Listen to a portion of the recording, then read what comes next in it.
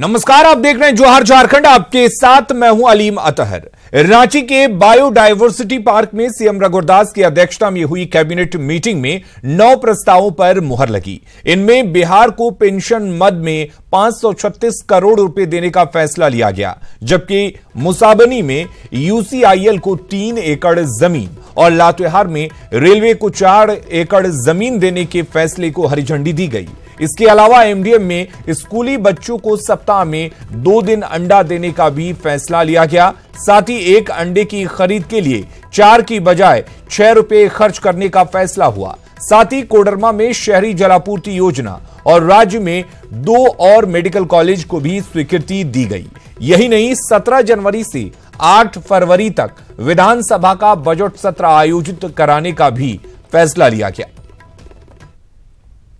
लातेहार जिला के चंदवा अंचल के मौजा, बुसाड़ और जमीरा में 3.84 एकड़ जमीन दी जाएगी रेलवे मंत्रालय भारत सरकार को टोरी बीराटोली महुआ मिलान ब्रॉड गेज लाइन के निर्माण के लिए। टोरी बीराटोली महुआ मिलान नई बीजी लाइन के निर्माण के लिए at a cost of 39 lakh rupees. मध्याह्न, चौथा प्रपोजल है मध्याह्न भोजन में पहले जो अंडा सप्लाई किया जाता था या दिया जाता था उसकी यूनिट कॉस्ट 4 रुपये प्रति यूनिट थी, उसे बढ़ा करके 6 रुपये प्रति यूनिट अलाउ कर दिया गया है, क्योंकि यही रेट आंगनवाड़ी केंद्रों के लिए भी है।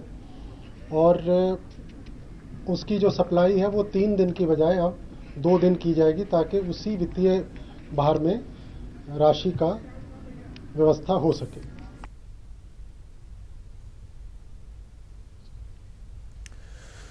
तो आपको बता दें कि सीएम रघुवरदास की अध्यक्षता में कैबिनेट की मीटिंग में कुल 9 प्रस्तावों पर मुहर लगी।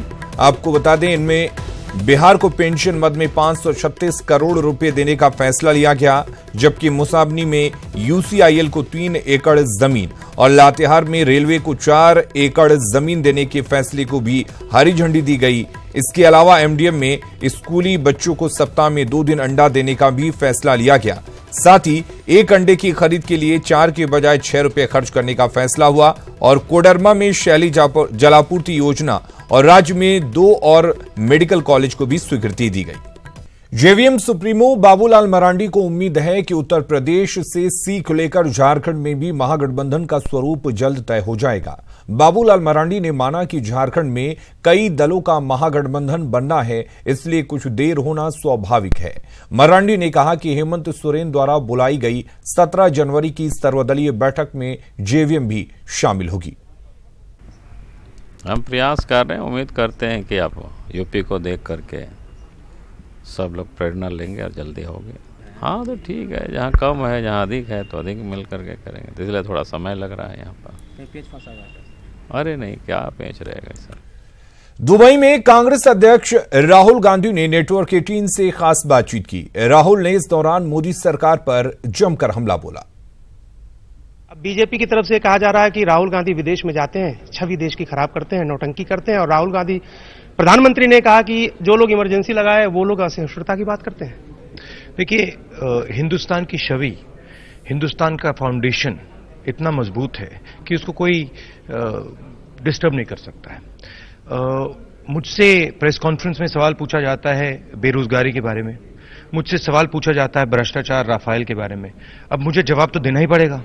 मैं ये तो नहीं कह सकता हूं कि भाई मैं आपको जवाब नहीं दूंगा। मोदी जी घर बैठ जाते हैं, पार्लियामेंट हाउस में आते नहीं हैं, डर जाते हैं, राफेल से डरते हैं, तो मैं तो जवाब देता हूं। धनबाद सांसद पीएन सिंह ने कहा है कि 3 राज्यों में हुए हार के बाद मोदी सरकार ने सुधार का काम बड़ी तेजी से किया है। जिस काम को कांग्रेस ने 60 सालों में नहीं किया, उस काम को मोदी सरकार ने 4 सालों में कर दिया है। सांसद ने डीसी रेल लाइन को लेकर कहा कि सुरक्षा के लिहाज से उसे बंद किया गया है, लेकिन जल्द ही कतरास से चंद्रपुरा के लिए मेमो ट्रेन चलाई जाएगी। पीएन सिंह से बातचीत की न्यूज 18 दिल्ली संवाददाता निरंजन ने। हमारे साथ मुखातिब हैं धनबाद के सांसद पशुपतिनाथ सिंह। सर, जिस तरह से अभी 3 राज्य में छत्तीसगढ़, मध्य प्रदेश, राजस्थान में भाजपा को करारी शिकस्त मिली है, फिर कल सपा बसपा ने नया गठबंधन किया है, क्या आपको लगता है कि आगामी चुनाव में बिहार झारखंड में दोबारा बीजेपी रिटर्न आ पाएगी? जो कमियां दिखाई दी है तीनों राज्य में, उन कमियों को दूर करने का मोदी सरकार ने कार्य बड़ी तेजी से प्रारंभ किया है। जहां सवर्णों के आरक्षण करीब 10% का आरक्षण हुआ है, यह कमी वहां पर से आवाज उठ रही थी। हालांकि बहुत लॉजिक नहीं था कि जो कांग्रेस 50 वर्षों से इस देश में राज किया वह सवर्णों को आरक्षण नहीं दिया, लेकिन भारतीय जनता पार्टी से अपेक्षा थी कि हम 4 वर्ष के राज में उनको दें। निश्चित रूप से उनकी अपेक्षा को हमारी सरकार ने पूरा किया है। आपके संसदीय क्षेत्र से एक जुड़ा मुद्दा है, वो जो राष्ट्रीय स्तर का मुद्दा है, धनबाद से चंदपुरा जो रेलवे लाइन है, उसमें कई दुकानें जो रोजगार कर रहे थे बेरोजगार हो गए। का है क्या आपको नहीं लगा कि वो रेलवे लाइन को जो ढांचा था जिसके नीचे आग लगी हुई है उस पूरा कोयला क्षेत्र में, उसको बहुत पहले ही किया जाना चाहिए था? ट्रेन भी जल्द शुरुआत होने वाला है। जहां खतरा नहीं है वहां पर उस बीच में पूरे धनबाद से चंदपुरा की बात नहीं है, लेकिन कतरास से चंदपुरा वह मेमू ट्रेन खुलने जा रही है ताकि गरीब लोगों को जो स्थानीय स्तर पर छोटे दूरी को तय करते हैं उनको सुविधा अभी जल्द प्राप्त होने वाला है। ये थे हमारे साथ बीजेपी के धनबाद से सांसद। इन्होंने कहा कि जिस तरह से प्रधानमंत्री नरेंद्र मोदी ने लगातार युवाओं को लेकर के, कृषि को लेकर के, बेरोजगार को लेकर के मुद्दा उठाया, वो काबिल तारीफ है। कैमरामैन अनिल के साथ निरंजन सिंह, न्यूज़ 18 दिल्ली। दुमका पुलिस ने छातूपाड़ा जंगल में मोस्ट वांटेड माओवादी ताला उर्फ सहदेव राय को मार गिराया। मारे गए नक्सली पर 10 लाख रुपए का इनाम था। उसके पास से AK-47, इंसास राइफल, पिट्ठू, कारतूस और कई सामान मिले हैं। वो 50 से ज्यादा नक्सली वारदातों में शामिल रहा है। माओवादी ताला ने 2 दशक पहले संथाल परगना में नक्सल की नींव डाली थी, जो धीरे धीरे फैलती गई। छातूपाड़ा जंगल में ताला दस्ते के छिपे होने की सूचना पर दुमका पुलिस की टीम तड़के वहां पहुंची। इसी दौरान सुरक्षा बलों की ओर से 500 राउंड से ज्यादा फायरिंग हुई। यहाँ पर दस्ता में है और हथियार के साथ है। करीब जो है 15 या 20 की संख्या में जो है ये नक्सली। गिरफ्तारी भी है सर? गिरफ्तारी किसी का नहीं हुआ है, बट हमारा सर्च ऑपरेशन अभी जारी है। बहुत सारे लोगों का गोली लगा हुआ है और हमारे यहाँ पर इस चारों दिशा में जो है हमने कट ऑफ लगा दिया है। सर्च ऑपरेशन जारी है और ये लगातार रहेगा। कितना बल इसमें लगा सर इस सफलता को पाने में? पुलिस का बल पूरा मिला कितने राउंड फायरिंग हुई? करीब जो है SSB की तरफ से, नक्सल की तरफ से भी, जो हमको जहां तक PO पर हम आके विजिट करने के बाद जो है करीब 500 चक्कर का जो फायर राउंड जो है फायर हुआ है। पलामू पुलिस ने दारोगा राम समेत 4 JJMP नक्सलियों को हुसैनाबाद से गिरफ्तार कर लिया। इनके पास से 2 राइफल, 2 पिस्टल समेत कई कारतूस बरामद किए गए हैं। हुसैनाबाद के DSP मनोज महतो ने बताया कि ये नक्सली कई विकास योजनाओं में लेवी की मांग किया करते थे। रेड किए, रेड में 4 लोग राइफल और देसी कट्टा के साथ गिरफ्तार किए गए और इनके द्वारा मुख्य रूप से जो कामता पासवान 1 तारीख को जो हम लोग गिरफ्तार किए थे JJMP के, वो भी उन्हीं के ये एक दूसरा कड़ी है। और ये सारे लोग जो थे इस क्षेत्र में, विशेषकर हीरा सिकनी और छतरपुर के क्षेत्र में ये लोग सक्रिय थे। देवघर पुलिस को अलग अलग आपराधिक मामलों में वांछित 8 अपराधियों को गिरफ्तार करने में सफलता मिली है। पुलिस ने इनके पास से 2 देसी पिस्टल, 7 कारतूस, 3 मैगजीन सहित 6 मोबाइल बरामद किए हैं। सभी अंतर्राज्यीय गिरोह के सदस्य बताए जाते हैं। गिरफ्तार किए गए अपराधी बिहार के जमुई सहित झारखंड के पाकुड़, दुमका, देवघर सहित कई अन्य जिलों में पेट्रोल पंप लूटकांड, हत्या जैसी घटनाओं में संलिप्त रहे हैं। फिलहाल पुलिस इनसे कड़ी पूछताछ कर रही है। अच्छी सफलता मिली है। पूरे अंतरराज्यीय गिरोह का हम लोगों ने उद्भेदन कर दिया गया है। 3 क्रिमिनल इसमें जमुई बिहार के हैं। इसमें पाकुर में एक डकैती हुई थी, पेट्रोल पंप पर डकैती हुई थी। रिसेंटली एक जसीडी में भी पेट्रोल पंप लूट हुई थी और जमुई में भी एक लूट हुई थी। उन सबके क्रिमिनल पकड़े गए हैं। रिसेंटली हवाई फायरिंग की थी देवघर टाउन एरिया के अंदर, उसमें भी ये लोग शामिल थे। इसके अलावा जलधर यादव जो सारमा का रहने वाला था, दुमका में उसकी हत्या हुई थी, उस केस का भी इसमें इन्होंने अपनी संलिप्तता स्वीकारी है। इंस्पेक्टर से प्रमोशन पाकर पुलिस उपाधीक्षक बने पदाधिकारियों के सम्मान में समारोह का आयोजन किया गया। रांची में झारखंड पुलिस एसोसिएशन ने कार्यक्रम का आयोजन किया। इस सम्मान समारोह में पुलिस अतिथि के रूप में एडीजी नायडू शामिल हुए। सम्मान समारोह के दौरान एसोसिएशन को मजबूत बनाने की बात करते हुए उन्होंने कहा कि एसोसिएशन के माध्यम से ही कर्मियों की मांगों को मजबूती से रखा जा सकता है। एसोसिएशन ने इंस्पेक्टर से बीएसपी बने कर्मियों को सम्मानित करने के साथ उनके उज्जवल भविष्य की कामना की और झारखंड पुलिस एसोसिएशन से उनकी विदाई भी। पुलिस एसोसिएशन के जो पुलिस निरीक्षक से पुलिस उपाधीक्षक में प्रोन्नति हुई है, उनकी हम विदाई समारोह सम्मान समारोह कर रहे हैं। वो आज तक हमारे एसोसिएशन के सदस्य रहे हैं। अब विभिन्न पदों पर नेतृत्व उनके द्वारा एसोसिएशन को दी गई है। अब चूंकि हमारे बीच से वो हमारे एसोसिएशन से प्रोन्नत होकर डीएसपी बन चुके हैं, हम लोग उनको तहे दिल से बधाई देते हैं और उनकी विदाई के उपलक्ष्य में ये आज की कार्यक्रम रखा गया है। गुमला के घाघरा में एक ऑटो पलट जाने के कारण एक युवक की मौत हो गई, जबकि 5 लोग घायल हो गए। सभी घायलों को घाघरा प्राथमिक स्वास्थ्य केंद्र में भर्ती कराया गया। वहीं मृतक के शव को पोस्टमार्टम के लिए गुमला सदर अस्पताल भेजा गया है।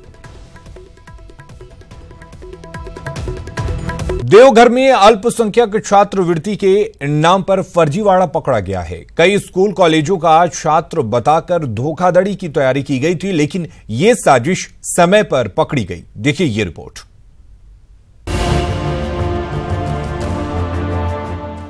अल्पसंख्यक छात्रों के नाम पर प्री मैट्रिक, पोस्ट मैट्रिक और मेरिट स्कॉलरशिप में बड़ा घपला पकड़ा गया है। दरअसल साल 2018-19 में देवघर के कई स्कूल कॉलेजों में 1156 अल्पसंख्यक छात्रों के नाम पर स्कॉलरशिप का ऑनलाइन आवेदन भरा गया था, लेकिन जब इनका सत्यापन कराया गया तो विभाग के होश उड़ गए। ज्यादातर संस्थानों ने इन आवेदकों को अपना छात्र बताने से साफ इनकार कर दिया। एक भी छात्र छात्राओं का महाविद्यालय के द्वारा न तो कोई सूची उपलब्ध कराई गई है और न ही मेरे महाविद्यालय के ये छात्र हैं। इस आशय की सूचना इस पत्र के जवाब में मैंने 4 तारीख को कल्याण विभाग को एक पत्र प्रेषित किया। गौर करने वाली बात यह है कि ये छात्र देवघर के शैक्षणिक संस्थानों के छात्र तो नहीं ही हैं, इनके स्थानीय होने की भी पुष्टि नहीं हो रही। विभाग का कहना है कि ऑनलाइन आवेदन प्रक्रिया का लाभ उठाते हुए सरकार को चूना लगाने के लिए बड़ी साजिश रची गई थी। गनीमत है कि इससे पहले ही पकड़ लिया गया। व्यापक स्तर पर एक रैकेट काम कर रहा है जो गलत ढंग से सरकारी योजनाओं का दुरुपयोग कर अपना निजी स्वार्थ को पूरा करना चाहता है। हो सकता है कि इसी तरह से हो जाता और सरकारी राशि का बंदरबाट हो जाता और बाद में जिला कल्याण फंसता और संबंधित संस्थान के हेड फंसते और सभी संबंधित को इसकी सूचना दी जा चुकी है। गौरतलब है कि स्कॉलरशिप योजना का मकसद कमजोर छात्रों को बराबर अवसर प्रदान करना है, लेकिन फर्जीवाड़े की साजिश ने कई गंभीर सवाल खड़े कर दिए हैं। ऋतुराज सिन्हा, न्यूज़ 18, देवघर। मकर संक्रांति को लेकर हजारीबाग में तिलकुट चूड़ा का बाजार सज गया है। हालांकि इस बीच पर्व की तारीख को लेकर लोगों के बीच उहापोह की स्थिति है। इस संबंध में जब महंत विजयानंद दास से बात की गई तो उन्होंने कहा कि मकर संक्रांति पर्व सूर्य के मकर राशि में प्रवेश करने से संबंधित होता है और पिछले 3 सालों से भगवान सूर्य मकर राशि में 15 जनवरी को प्रवेश कर रहे हैं। ऐसे में मकर संक्रांति का उत्सव 15 जनवरी को मनाया जाना चाहिए। कई लोग तिथि के माध्यम से मानते हैं, कई लोग डेट के माध्यम से मानते हैं। तो 14 तारीख की परंपरा रही है, लेकिन माघ मकर गत रवि जब हुई तभी होता है। इसलिए 15 तारीख को पूरा सनातन धर्म, सनातन संस्कृति को मानने वाले लोग मनाएं, धूमधाम से मनाएं। मकर संक्रांति की शुभकामना सभी लोगों को। कभी नक्सलवाद को लेकर सुर्खियों में रहे लोहरदगा जिले की तस्वीर बदल रही है। पर्यटन स्थल के रूप में लोहरदगा अपनी विशेष पहचान बना रहा है। लोहरदगा का धरधरिया फॉल उन्हीं जंगलों में से एक है जहां पहले नक्सल का खौफ था, लेकिन आज वहां खौफ का खात्मा हो चुका है और हर तरफ सिर्फ खुशियां हैं। लोहरदगा जिले के सेन्हा प्रखंड के धरधरिया फॉल का ये अद्भुत नजारा किसी का भी मन मोह सकता है। कभी इन इलाके में नक्सलवाद की तूती बोला करती थी। ये इलाका कभी नक्सलियों का प्रिय स्थल हुआ करता था। यहीं पर नक्सली खौफ की प्लानिंग करते थे और इसी जगह पर नक्सलियों से लोहा लेते हुए 12 सुरक्षाकर्मी शहीद हो गए थे। लेकिन अब यहाँ रघुवर सरकार के प्रयासों से खौफ और दहशत का खात्मा हो चुका है। दूर दूर से लोग यहाँ के मनोरम दृश्य को निहारने आते हैं और उसे यादों में समेट कर ले जाते हैं। यहाँ का जो वातावरण, यहाँ का क्षेत्र ऐसा है जो कि आने से सभी जगह के आदमी दुख भूल जाता है। यहाँ पर अति अद्भुत मतलब आश्चर्यजनक है और मतलब नैनाभिराम जिसको बोल सकते हैं वो है।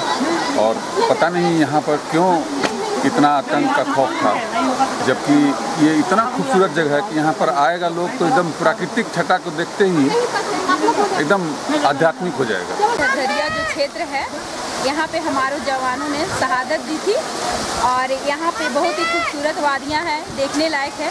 हम लोग यहाँ पे आए हैं, ये प्राकृतिक का बहुत ही अच्छा खूबसूरत नज़ारा है। प्रकृति की गोद में बसा धरधरिया फॉल हर किसी को अपनी ओर आकर्षित करता है। छोटे बड़े पत्थर, प्राकृतिक झूला और पक्षियों के कलरव सैलानियों के हर गम को भुलाने के लिए काफी है। यहाँ वक्त कैसे गुजर जाता है वो यहाँ आने वाले लोगों को पता भी नहीं चलता। हालांकि दुर्गम इलाका होने के चलते कम संख्या में ही सैलानी यहाँ पहुँचते हैं। प्रशासन ने धरधरिया फॉल को पर्यटन स्थल के रूप में विकसित करने के लिए पर्यटन विभाग को पत्र लिखा है। वहीं सरकार से धरधरिया फॉल तक सड़क निर्माण की भी मांग की गई है।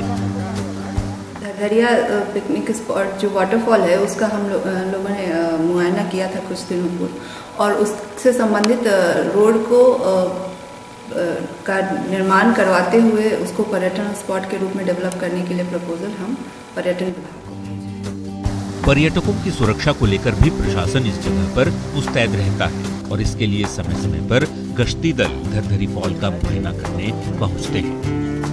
एक शांति और सुरक्षित माहौल देने के लिए लोहरदगा में निरंतर हम लोग नक्सल अभियान चला रहे हैं और ये एरिया है ये पूर्ण रूप से उग्रवाद मुक्त है। मतलब यहाँ हम लोग का अभियान अभी नहीं चल रहा है, बट जिस एरिया में उग्रवाद का प्रेजेंस रहता है तो वहाँ हम लोग अभियान कर रहे हैं। लोहरदगा के इस खूबसूरत फॉल के साथ यहाँ बसने वाली आदिम जनजाति भी अपने विकास की राह देख रही है, क्योंकि धरधरिया फॉल के विकास से ज्यादा सैलानी यहाँ पहुँचेंगे और सैलानियों के आगमन से स्थानीय लोगों की कमाई बढ़ेगी। न्यूज़ 18 के लिए लोहरदगा से गौतम लेनिन की रिपोर्ट। रांची के स्वामी विवेकानंद सरोवर यानी बड़ा तालाब पर विवेकानंद की प्रतिमा की स्थापना से लोगों में खुशी है। रांची नगर निगम को इस पार्क के रखरखाव का जिम्मा दिया जाना है। जल्द ही इसका फैसला लिया जाएगा। प्रतिमा स्थापित करने को लेकर नगर निगम की बैठक में लगातार आवाज उठाने वाले पार्षद अरुण कुमार झा ने मुख्यमंत्री रघुवर दास को बधाई दी है और कहा है कि ये एक ऐतिहासिक कदम है। मूर्ति के साथ साथ स्वामी विवेकानंद के मूर्ति के अनावरण के साथ साथ लगभग 16 करोड़ के लागत से तालाब का भी सुंदरीकरण होने जा रहा है। जो हम लोग को बचपन से इच्छा था वो आज पूरा हो रहा है। इसीलिए हम लोग अद्भुत खुश हैं। सरकार और रांची नगर निगम का पार्षद होने के कारण से हम बहुत तहे दिल से धन्यवाद व्यक्त करते हैं।